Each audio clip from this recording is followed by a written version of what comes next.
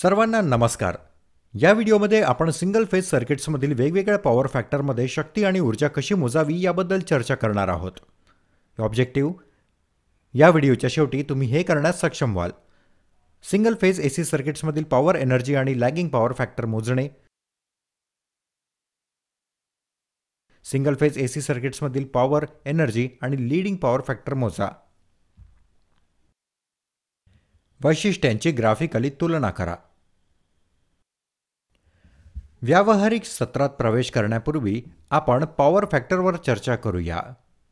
Power factor म्हणजे काय? विद्युत प्रणालीद्वारे येणारे शक्ती कार्यक्षमतेने कशी वापरली जाते याचे मोजमाप म्हणजे पॉवर फॅक्टर। उच्च ऊर्जा घटक दर्शविते की विद्युत प्रणालीला पुरवलेली शक्ती प्रभावीपणे वापरली जाते। कमी ऊर्जा घटक दर्शवितो की विद्युत प्रणालीला पुरवलेली वीज प्रभावीपणे वापरली जात नाही, परिणामी नुकसान होते। आपल्या सर्वांना माहित आहे की विद्युत शक्तीचे दोन प्रकार आहेत: alternating current AC, direct current DC। AC सर्किट्समध्ये पॉवर फॅक्टरचे मूल्य नेहमी 0 आणि 1 दरम्यान असते, परंतु DC सर्किट्समध्ये कोणतेही पॉवर फॅक्टर समाविष्ट नाही, कारण वारंवारता नसते। व्होल्टेज आणि विद्युत प्रवाह यांच्यातील कोनाचा कोसाइन पॉवर फॅक्टर म्हणून ओळखला जातो। AC सर्किट्समधील व्होल्टेज आणि करंटमधील फेज फरक आदर्शपणे 0 असावा। तथापि, व्यावहारिकदृष्ट्या बोलायचे झाल्यास दोघांमध्ये काही टप्पे वेगळे आहेत। पॉवर फॅक्टर हा 2 मधील फेज फरकाचा साइन आहे। AC सर्किट्समधील पॉवरचे प्रकार: AC सर्किट्समध्ये 3 प्रकारची शक्ती असते: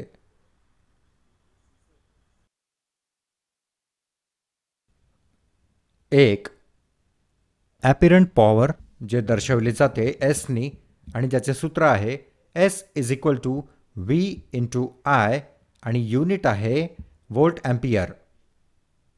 2, ॲपिरंट पॉवर किंवा खरी शक्ती किंवा सक्रिय शक्ती, जे दर्शवले जाते P ने। फॉर्म्युला आहे P = V × I cos pi आणि युनिट आहे W, वॉट। 3, रिॲक्टिव्ह पॉवर, दर्शवले जाते Q ने। सूत्र आहे Q = V × I sin pi, unit आहे volt ampere reactive, VAR।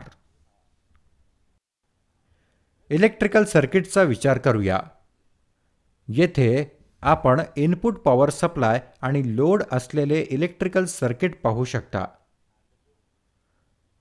Input power supply मधून हस्तांतरित केलेल्या पॉवरला ॲपरंट पॉवर म्हणतात आणि लोडद्वारे वापरल्या जाणाऱ्या पॉवरला रियल पॉवर, ट्रू पॉवर किंवा ॲक्टिव्ह पॉवर म्हणतात।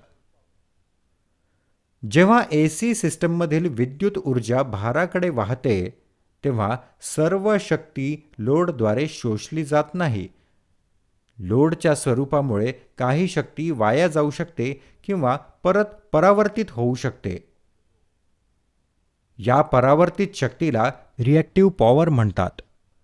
Power triangle: power triangle active power, reactive power आणि ॲक्टिव्ह आणि रियल पॉवर यांच्यातील संबंध दर्शविणारा प्रतिनिधित्व त्रिकोण आहे। पॉवरच्या वर दर्शविलेल्या पॉवर ट्रायंगलमधून खऱ्या पॉवरचे अस्पष्ट पॉवरचे गुणोत्तर घेऊन फॅक्टर निश्चित केला जाऊ शकतो। Power factor cos pi = active power upon apparent power = kW/kVA। चला उदाहरणांसह चर्चा करूया। उदाहरण 1. प्रतिमेत तुम्ही फेसाळने भरलेला कॉफीचा कप पाहू शकता। येथे कॉफी ड्रिंक सामग्री रियल पॉवरशी समान आहे।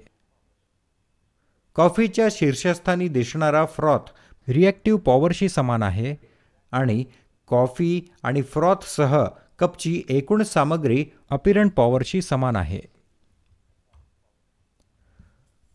उदाहरण 2. तशाच प्रकारे प्रतिमेत दाखविल्याप्रमाणे तुम्ही कोकच्या कपची अपीरंट, रिअल आणि रिॲक्टिव्ह पॉवर देखील समजू शकता. उदाहरण 3. येथे तुम्ही ॲक्टिव्ह आणि रिअल पॉवर, खरी किंवा रिअल पॉवर आणि प्रतिक्रियाशील शक्तीचे चिप बॅग सदृश्य पाहू शकता.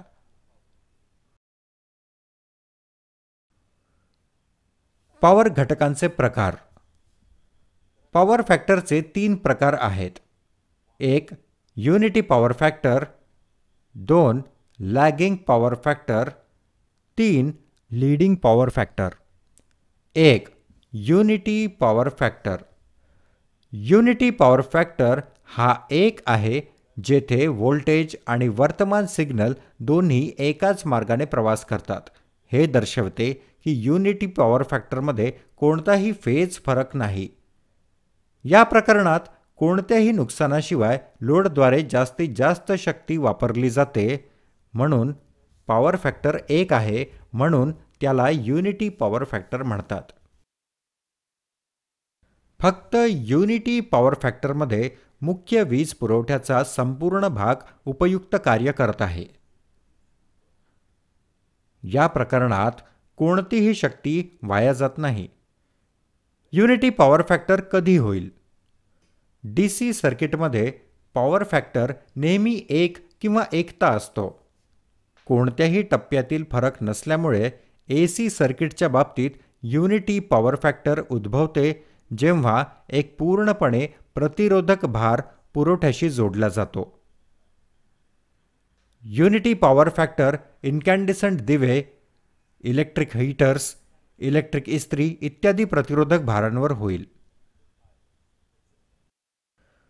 शुद्ध प्रतिरोधक सर्किट विद्युत प्रवाह काढतो जो लागू केलेल्या व्होल्टेजसह टप्प्यात असतो. रेझिस्टिव्ह सर्किटमध्ये व्होल्टेज आणि करंट टप्प्यात आहेत.